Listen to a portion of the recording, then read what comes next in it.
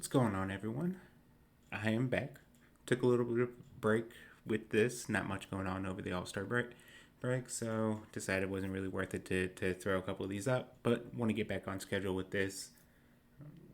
Pirates back from the All Star break. They take 2 or 3 against the Cleveland Guardians. There's been a lot of these 2 out of 3 series wins that you go like, well, 2 out of 3 isn't bad, especially 2 out of 3 against a quality team like the Cleveland Guardians. But it's again a thing to where it kind of feels like they're leaving more on the table, and of course I'm referring to the bullpen blowing yet another game on Saturday in Game 2 of their doubleheader. Talked about it plenty, and there are plenty other people who probably dig into the majors more than I do, but I think we're kind of at the point now to where I'm not sure how. I mean, I'm sure. I think you need to ask a question on whether or not Dennis Santana should remain on this roster or not. I think we're past that. I think we've been past that, and the team's just kind of been stubborn with not being able to, and now you're starting to, the options that you have are starting to grow a little bit, even on the internal end. Antoine Kelly, Wilbert Otel's back, Christian Curtis, who was fantastic in his major league debut, he could be an option out of the bullpen at this point. But and to an extent, I get them sending Curtis straight down because he's gonna be out for the next couple days. He's not gonna be an option. So why tie up your bullpen with a guy who's gonna be out like that? Majinski probably needs another day or two before he's ready to go. So you send Curtis back down, but I think once we hit a certain point, and I know he has to be down for a certain amount of time, unless there's he's replacing for an injury, but I'd really like to see Curtis just come back and maybe work a couple innings out of the bullpen at a time. I think I do like the potential there as a starter eventually, but I do think he kind of showed that it's potentially electric stuff out of the bullpen that what they really need. So we'll see how things go. Every time we kind of hit a new low with Dennis Santana, he kind of finds a way to stick around and stay alive, kind of thing. So we'll see what happens here over the next week or two, especially with the deadline starting to come, and I'm sure we'll start seeing some relievers moved and stuff like that. We'll see what the Pirates are able to do.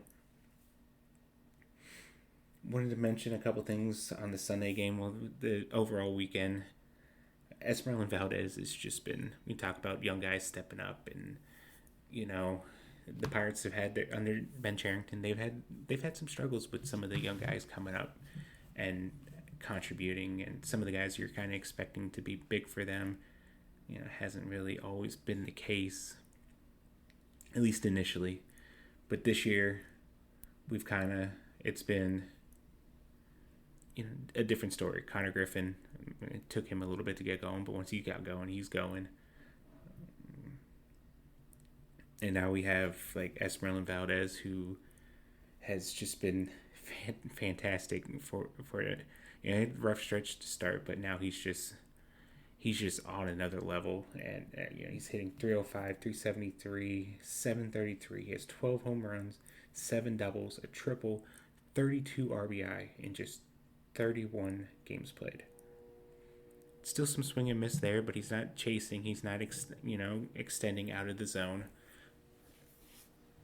It's just he's been just a fantastic win for this organization. The development that we've seen, that I've seen personally from him over the last couple of years. He's a guy that I've seen, he was all power, not much hit there when he led the Florida State League in home runs.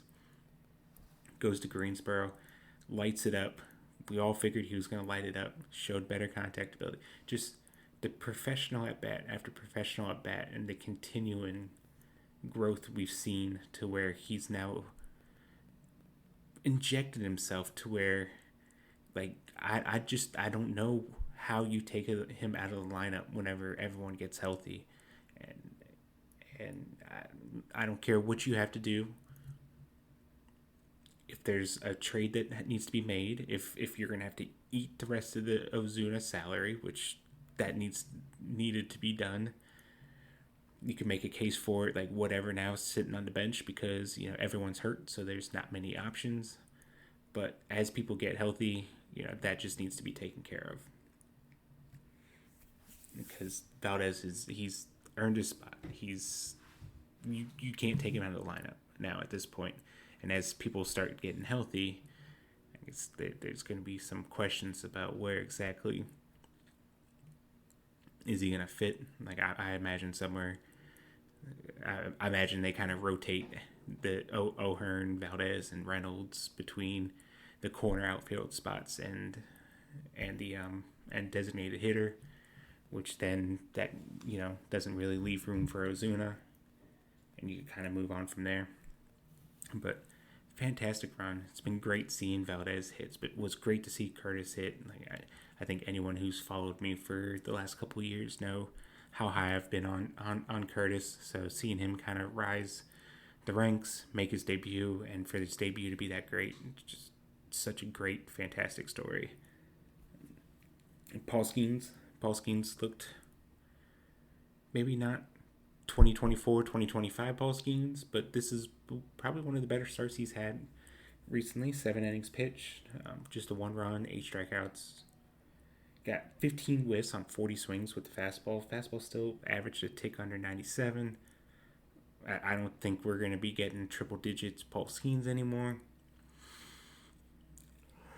I think that does leave him a little bit vulnerable with the fastball at times, to where maybe there will be some blow up games here, maybe not blow up games, but there'll be some games to where they get to the fastball a little bit more if he's not averaging triple digits. But if he's hitting his spots and commanding it, then I think he's going to be just fine with it. Jacob Gonzalez debuted over the weekend. Obviously traded from the White Sox to the Pirates for that 34th overall pick. I think it was 34. It's such a sweet left-handed swing. It's gonna be. I'm excited to kind of see what more he can do with more of an opportunity. Maybe playing more shortstop now as opposed to first base. Maybe he gets a little more comfortable, and the hits start coming again. That swing was just, we haven't seen him play at PNC yet. He'll get a chance to do that next week, or by this weekend.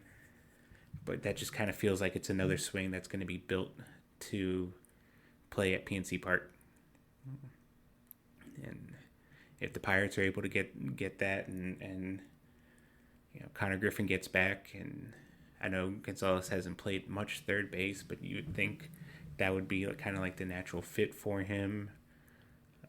Again, we're talking about roster squeeze now, when eventually to see how everything shakes up, because you got Lau, you got Nick Gonzalez, you got Connor Griffin eventually. You probably see Jacob Gonzalez kind of bounce around everywhere, but 2 games isn't enough to really say anything, but it's pretty encouraging first 2 games, I think.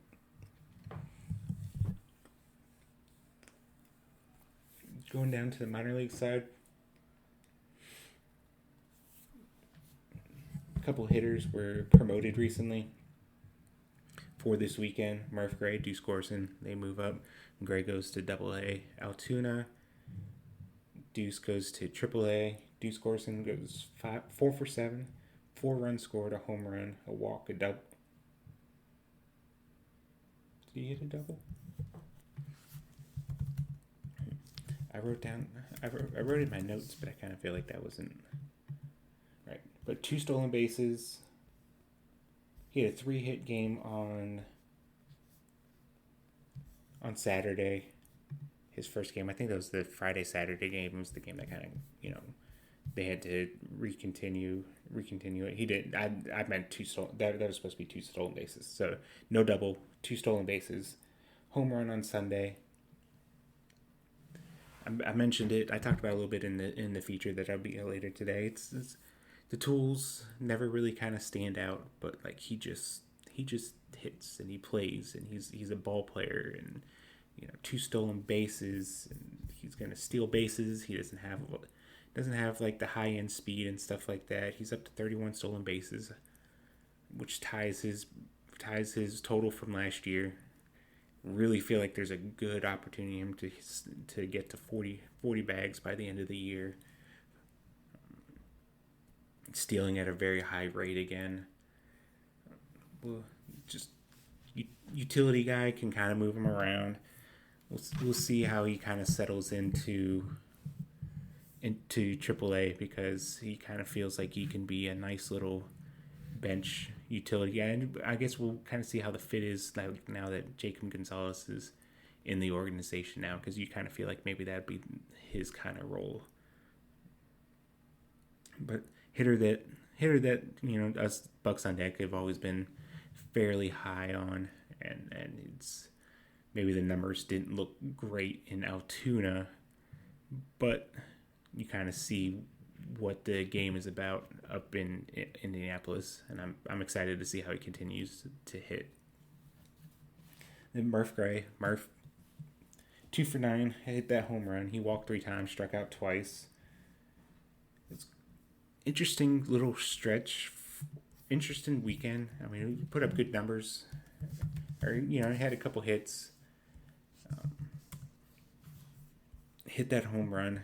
It was kind of an interesting start to where he missed on his first, I think it was like three breaking balls that he threw, or that he faced, extended out of the zone. Yeah, he whiffed on the first 3 breaking balls he swung, went out of the zone for a strikeout on one of them. It was a little bit of a rough start, but then he put the 4th breaking ball he saw into the stands for a home run. Fun statistic that I saw on Twitter, I believe it was, that he's hit a home run in the first game of each level he's played at. So if he makes it up to AAA this year, I know there isn't any kind of like sports betting on minor league, but I kind of feel like that'd be a safe bet to go ahead and put a little bit down on him hitting a home run in his first AAA game whenever that comes. Power hitting third baseman. You guys heard me talk about him a lot, and I think this is going to be the real test for him to see how he does. He's put up good numbers beforehand, really good numbers beforehand, but as like a high draft pick from the college ranks, you kind of expect him to rake in the lower levels, especially with how much the ball is kind of flying out in Greensboro right now. So this is going to be the real test for him. This is where we kind of see if he can kind of be that guy. And I think give him a week or two to kind of settle in at the level. Not the easiest place to hit, anyways, and he's going to be facing some really good pitching. So this is kind of the make or break, not make or break like he flame out, but like this is really where he gets to show and prove that he's a legit bat in this system. And he's recently put on Pipeline's top 100, so they're kind of buying into it. And I think if he comes out and starts hitting in Altoona, you'll start seeing every other national outlet kind of follow suit with Pipeline and start getting him up there. Quick rundown of the minors on Sunday's games. AAA, they win 13-6. Ronnie Simon 2 for 2, 2 RBIs, a walk, stolen base. Deuce Gorson 1 for 3, 2 runs scored, 2 RBI, a walk, home run. Sean Ross 2 for 4, 3 runs, home run, 2 RBI. Antoine Kelly 4 innings pitched, 3 hits, no runs, a walk, 2 strikeouts. AA, they lose 10-6. Derek Berg hits a 2-run home run. Ivan Breathauer, 2 for 3 with a home run, 2 runs scored. Ryan McCarty, 1 for 3 with the home run, 2 RBIs. Brandon Neek, 5 strikeouts over 2 1/3. Greensboro, they lose 7-3. Sammy Stafura, another home run. He's up to 15 in Greensboro now. Brian Sanchez, 2 for 4, double, 2 RBIs. Yordani De Los Santos, a double, 2 hits.